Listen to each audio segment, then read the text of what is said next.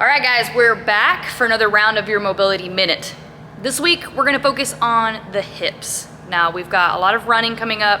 We've got some jumping. We've got, of course, cleans and snatches in this cycle, as well as some additional pulling from the floor. So we're gonna focus in on the hips this week. Something I see a lot in my practice is people come to me for low back pain, and sometimes, not always, but sometimes it's actually rooted in hip immobility. And similar to what we talked about last week, if the hips lose mobility, they become stiff or tight, or they just don't want to get through their full range of motion, the lower back can take on more motion to try to compensate for the lack of hip mobility. And that's a problem because the lower back really isn't built to have a whole lot of motion. So you can see excessive stress and strain of the lumbar spine or the lower back, the trunk of the body, when the hips are really stiff and immobile. So we want to make sure that we're keeping our hips super mobile, well lubed up, so we can run, squat, deadlift, clean, all the things that we got to do in CrossFit without putting excessive stress strain on the back. So we're going to focus on the hips this week. The only thing you're going to need is a lacrosse ball for our soft tissue work and a mat on the floor and a little bit of space. And yeah, if you're ready, let's get into it. So let's start with our soft tissue work for today. You're gonna need a lacrosse ball. If you don't have a lacrosse ball, you can use a tennis ball, a baseball, a softball, just something about this size. If you don't have a lacrosse ball or anything like it, then we can also use a foam roller. We're just gonna be working the piriformis and the glutes here, trying to just soften that tissue a little bit. So we're gonna start along the sacrum. So your flat bone that kind of leads into your tailbone, we're gonna go right to the side of that. We're gonna put that ball kind of in the center of the booty cheek. That's the correct anatomical term, the booty cheek. And then we're gonna lay back. You can adjust it as you need. Once we lay back, we'll straighten the one leg, and then the leg that the ball is with, we're gonna bring that knee up, and we're gonna draw circles in the sky. So I'm just gonna take that knee out to the side, and then bring it back around. If I feel a tender spot, I can kind of stay over there. Bring that knee around. Just trying to soften the tissue, get it to be a little more compliant. And I can move the ball as I need. So I can start working out away from that sacrum, more towards the side hip here. Just search for the tender spots, and then once you find them, just take that knee around. And in the positions where it feels a little more sensitive, try to hold that. So if it's a little more sensitive with the knee out, you can just kind of hover that knee over there. If it's a little more sensitive with the knee cross, you can play with that position as well. You can bring the ball up a little bit so it's closer to the outer hip bone. That area is almost always sensitive for people. So getting closer to that lateral hip, almost always going to be sensitive. It's where those deeper glutes can be found, the glute medius and glute minimus. And they work a lot to stabilize the pelvis. They're working all the time. So they could always use a little TLC, a little tissue mashing just to soften it, change the fluid dynamics, so increase circulation, stuff like that.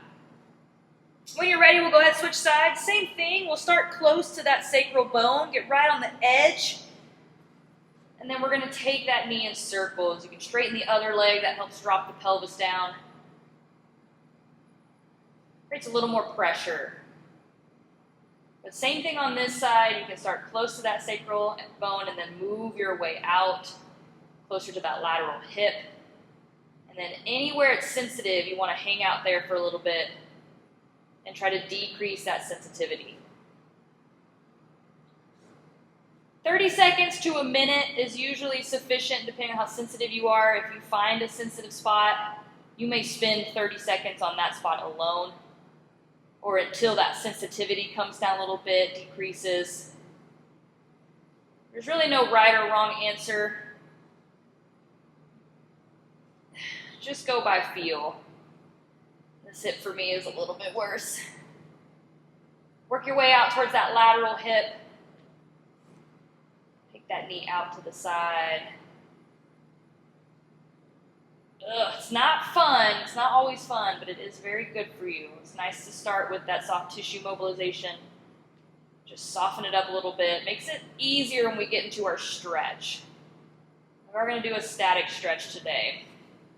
So once we've had enough of that, toss our ball to the side. We're going to go into a pigeon stretch. And we're going to do a little bit of a long hold. We'll get about a minute here. So we usually start in tabletop. We're going to bring one knee up and try to lay that shin across. Everyone's going to be a little different. The more perpendicular we can get it to us, the better. But some people just aren't capable of that, and that's okay. So get it as perpendicular as you can. And now you can stay up right here, or we can come down to the elbows for a little bit deeper of a stretch. We're going to hold for about a minute. Right now we're kind of stretching piriformis, which is a muscle deep in the hip, as well as the other deep hip musculature on the backside. It's just very good if you run a lot. Piriformis tends to get tight and short in people who run a lot. It does get pretty short and tight for people who squat a lot as well, so very applicable for CrossFitters. And sometimes it can reproduce sciatic symptoms. The sciatic nerve does run under piriformis, so it can produce some sciatic symptoms, some irritation of the sciatic nerve. A little bit longer on this side. If you want to hold this stretch longer, you can hold a static stretch 2 to 3 minutes, especially if you are really trying to increase hip range of motion, increasing that flexibility. The longer hold, the longer duration hold is going to be better for that. For most people, if you're just trying to recover and feel good, a minute is plenty. Just something to reduce some of that tension in that posterior hip. Get a little bit longer here and then we'll switch. We're going to flow today. So we're doing pigeon stretch to start out because it's going to make our 90-90 position a little bit easier. And we're going to do some negative work from the 90-90 position. It's very hard to do. It's very challenging, but it is great for hip mobility, especially controlling hip mobility at the end range of flexion and external rotation, which we do a lot of. It's basically the bottom position of a squat. All right, let's go ahead and switch. Other side, same thing. Just bring that knee forward and try to get that shin or that lower leg bone perpendicular to you. And then if you can drop down to your elbows for that deeper stretch. And we're just gonna hold. Again, pause the video if you'd like and do a longer hold. We're only doing about a minute today for the sake of time. Try to keep it short and sweet. After this, we'll go into our 90-90 position and we're gonna do some work from 90-90. It's probably gonna make you sweat today. It's gonna be some work today, but I think it's important to be able to control the end ranges of hip motion. For all the crazy things we do in CrossFit, we often put ourselves in kind of deep hip positions like hip flexion, hip extension. So we need to be able to have some control in those positions. And like I said, it helps take the stress off of the lower back. If our hips can open and our hips can close, it's going to reduce some of the extension and flexion that may be happening in the lower back. A little bit longer, and then we'll transition to the 90-90 position.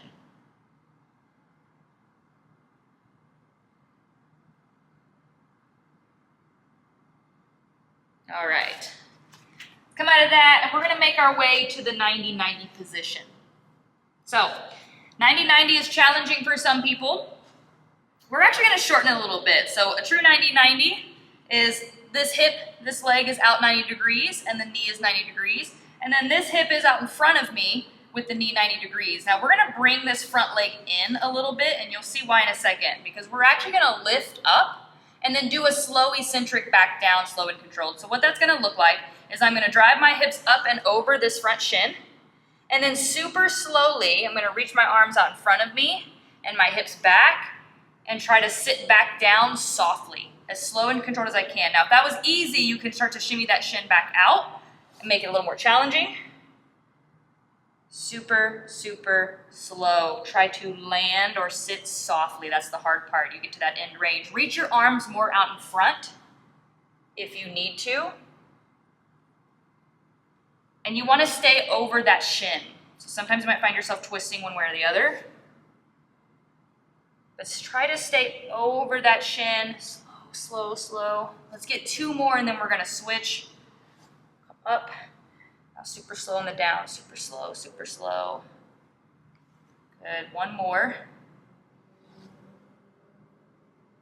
Super slow. Reach, reach, reach. Good.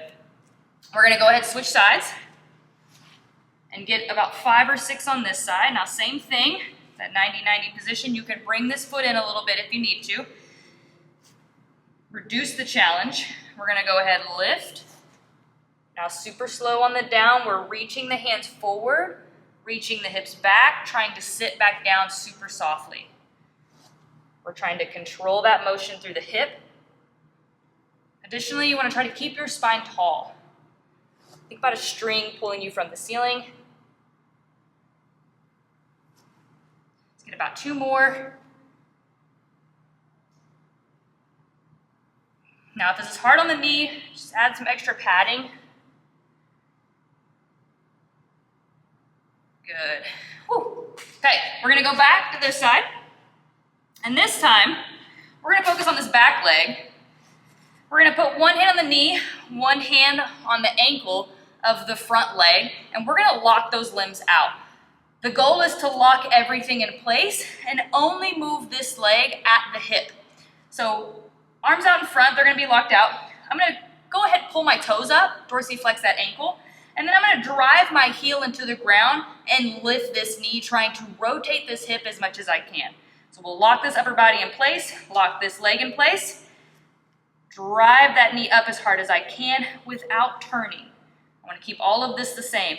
Lift and then back down. You're going to feel a deep squeeze in that lateral hip. That's what we want. Into that external rotation and back down. Lift again. Think about driving your heel into the floor and turning that knee up. Lift again. You want to feel that squeeze of the hip. We're trying to strengthen those muscles in the end range. This can help you if you struggle to get your knees out in a squat. This really isolates that musculature. Let's go ahead and get 2 more and then we'll switch. Back down, 1 more. Make sure you lock that upper body in place. Whew. Trying to move just at the hip joints. We'll come back to the other side now, finish up here. So again, arms extended out in front of me, one hand on the ankle, one hand on the knee. I'm focusing on this back leg, digging this heel in. This knee is gonna lift via the rotation at my hip. So let's lock it in, here we go. Dig that heel in, lift that knee, feel that squeeze, come back down. Make sure you're reaching into that end range as far as you can. So you're really trying to drive your knee up as hard as you can. Pelvis needs to stay in place. We're just moving the leg. You also want to make sure that those toes are turned up. That's just going to turn on the shin muscle. It's going to just create a little more stability at the knee for you. Oh, goodness. Let's get 2 more here.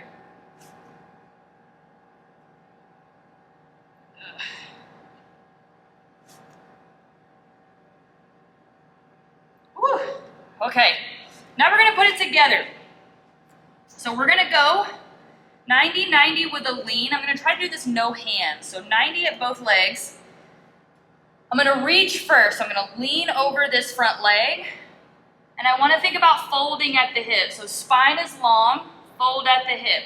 Now when I come back, I'm gonna dig this heel in, drive this knee up and over, and let that drag me into the other side. And then I'm doing the same thing on this side. I'm gonna lean over this shin, reach, reach, reach. Think about folding at the hip. Come back in, dig this heel in, drive that knee over to the other side. Let that back leg be the one to drag you over. Right, so good stretch here, good control. Press through that shin to lift you back up. Dig this heel in, drive this knee across. That's gonna shoot this pelvis back so I don't shimmy forward. And I'm just gonna let it drag me to the other side, and the same thing on this side. A lot of people, when they do their 90-90 switches, they just kind of roll over and they find themselves slowly scooting forward. If you use the back leg, use this back leg to really pull you into the other side, you won't shimmy forward like that. You get a true 90-90 hip switch. We're just looking for control here. Let's get one more. Switch it, drive, drive, drive. Ugh. And reach. Woo! Hips feel good. I love it. Hopefully that helps you out this week. Just a nice little flow on the floor. Gets you ready for your running, your squatting, your cleans, your snatches, all that good stuff we got coming this week. So thanks for joining me, and we'll see you next week.